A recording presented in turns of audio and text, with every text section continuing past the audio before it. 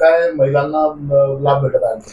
खरं जर म्हटलं तर आमच्या या महाराष्ट्र सरकारने, शिंदे साहेबांनी, फडणवीस साहेबांनी एक क्रांतिकारी योजना या माध्यमातून सुरू केलेली आहे, लाडली बहीण. आज ही लाडली बहीणमुळे आता जिल्ह्यामध्ये भारतीय जनता पार्टीच्या माध्यमातून मोठ्या प्रमाणामध्ये लाडल्या बहिणीचे आम्ही लाभार्थी मेळावे सुरू केलेले आहे.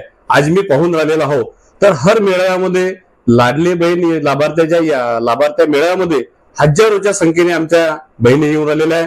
कारण एक क्रांतिकारी योजना या माध्यमातून सुरू केली असल्यामुळे मोठ्या प्रमाणामध्ये आमच्या आई बहिणींना याच्यातून फायदा होऊन राहिलेला आहे, गरीब लोकांना याच्यामधून फायदा होऊन राहिलेला आहे, असं आजच्या माध्यमातून मला हे सांगायचं आहे.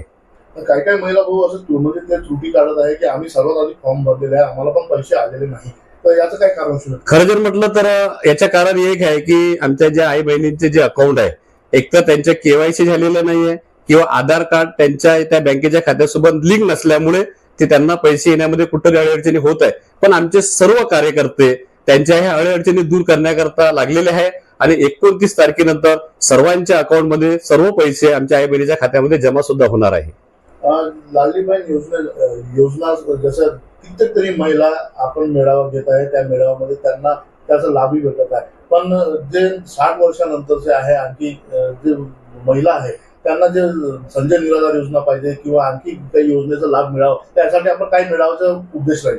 आमच्या एकच आहे की जे आमचे जे 21 ते 65 वर्षापर्यंत जे या लाडली बहीण योजनेमध्ये जे आमच्या आई बहिणी बसून राहिलेले आहे आणि ज्या नसन बसेल तर संजय गांधी आणि श्रावणबाळ या योजनेमध्ये आम्ही त्यांना लाभ देऊन त्यांना बसवण्याचा पूर्ण प्रयत्न करत आहोत. म्हणजे आमचे एकच म्हणणं आहे की त्या परिवारातली कोणतीच महिला ही लाभा या योजनेपासून वंचित राहायला नको, त्यांच्या त्या परिवारामध्ये या माध्यमातून पूर्ण त्यांना लाभ मिळाला पाहिजे, हे आमचे आखरीपर्यंत प्रयत्न राहणार आहे.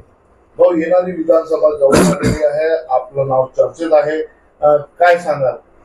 खरं जर म्हटलं तर चर्चेत जरी असेल, पक्षश्रेष्ठी जो निर्णय घेईल, गडकरी साहेब आहे, फडणवीस साहेब आहे, आमचे बावनकुळे साहेब आहे, जो निर्णय घेईल, मला जर तिकीट मिळाले तर मी लढण्यास इच्छुक आहे आणि जर मला तिकीट नाही मिळाली, ज्या कोणाला पक्षाचे तिकीट मिळेल त्यांच्या पाठीमागे आम्ही खंबीरपणे उभे राहू आणि 100% त्या उमेदवाराला आम्ही निवडून आणू. जनतेला आपला काय संदेश राहील?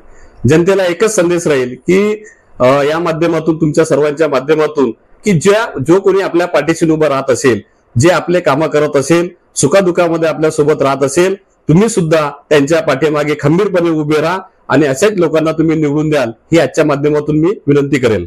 कुठे कुठे आपले मेळावे होणार आहे? आता सध्या तर आमच्या या विधानसभेमध्ये आतापर्यंत आम्ही 17 मेळावे आयोजित केलेले होते. त्याच्यापैकी आतापर्यंत आमचे 9 मेळावे झालेले आहे. आज आमच्या भिलगावला येथे मेळावा आहे, उद्या आमच्या मोद्याला मेळावा आहे, पुन्हा परवा आमच्या हुडकेश्वर नरसळाला मेळावा आहे, नंतर आमच्याला पुन्हा कामठी तालुक्यामध्ये मेळावा आहे. असे एकंदरीत 17 मेळावे आम्ही 30 तारखेपर्यंत पूर्ण करणार आहोत आणि जास्तीत जास्त आम्ही आमच्या या माध्यमातून आम्ही आमच्या आई बहिणीपर्यंत आम्ही या लाभाच्या माध्यमातून पोहोचणार आहोत. मी सर्व माझ्या आई बहिणींना मी विनंती करेल की जे मुख्यमंत्री लाडकी बहिणीचे जे आम्ही मेळावे सुरू केलेले आहे, आपण सर्व आमच्या आई बहिणींनी या मेळाव्याला उपस्थित होऊन आपण या योजनेचा लाभ घ्यावा, ही आजच्या माध्यमातून मी विनंती करतो.